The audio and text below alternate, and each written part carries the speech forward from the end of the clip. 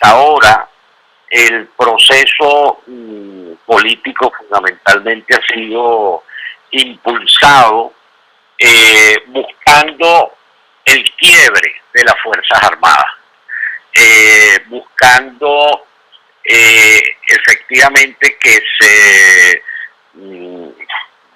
digamos que la amenaza de rompimiento de lo que es el sostén militar del régimen pues caiga y eso entonces permita la instauración de un nuevo orden.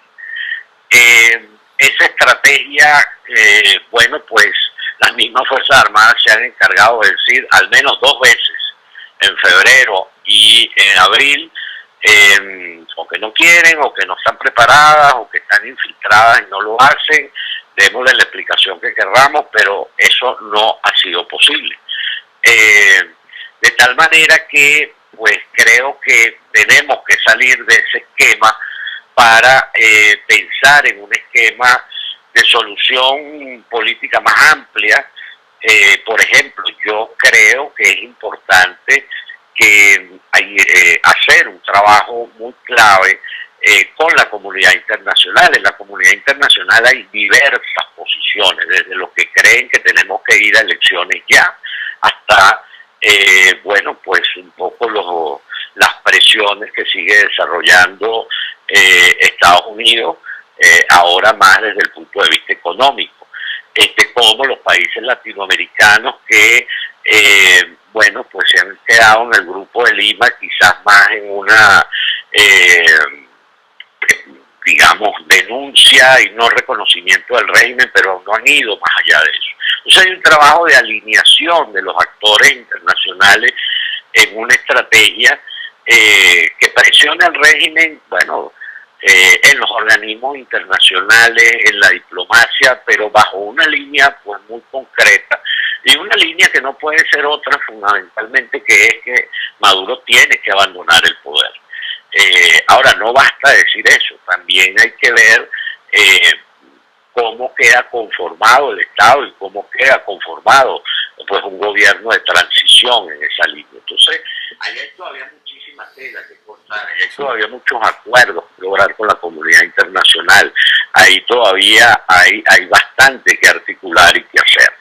De cara a la organización, de cara a la presión interna, pues creo que tenemos que salir simplemente de la convocatoria, de las marchas, a un trabajo que desde hace mucho tiempo pues se ha planteado como la necesidad de organizar y articular la base social venezolana. Nosotros seguimos siendo una oposición en ese sentido bastante, diría yo, individualizada, bastante fraccionada, que hace falta fortalecer un gran tejido pues para la lucha, para la resistencia, para la exigencia, y ahí hay pues mucho trabajo que hacer. Lamentablemente pues cosas se van haciendo cosas, pero todavía hay mucho que avanzar en esa dirección. Entonces yo creo que hay un trabajo, evidentemente cuando digo creativo es en la necesidad de pensar distintas alternativas y de articularse en torno a ellas. Evidentemente eso es un trabajo que tiene que realizar la dirigencia política, por supuesto en conexión con toda la sociedad. Lo está haciendo. Yo creo que la oposición hoy está en medio de las dificultades propias de lo que implica la diversidad de componentes de la oposición. Sin embargo, hay mucha articulación, hay un liderazgo claro, que es el de Guaidó, y hay un respaldo claro hacia él. Entonces creo que desde esa fortaleza hay que ser capaz de fortalecer más la unidad y fortalecer la unidad de estrategias y de búsqueda de alternativas. Estuviste recientemente en España, José, diste una conferencia en la Universidad de Deusto y luego un diario vasco te cita: en Venezuela vivimos permanentemente al borde de la guerra civil. Luego de todo ese panorama que nos has planteado, ¿es realmente factible que nos estalle un conflicto armado entre nosotros? ¿Pero entre quiénes? Hasta el momento, digamos, digamos, esa frase la dije porque efectivamente los niveles de violencia crecen cada vez más en Venezuela. Los niveles en los que diversos actores ejercen violencia política, me refiero a todos los grupos paramilitares, me refiero a las fuerzas represivas, régimen, me refiero a bueno, la violencia propia del delito organizado. Esa violencia está allí todos los días y esa violencia mata a miles de personas.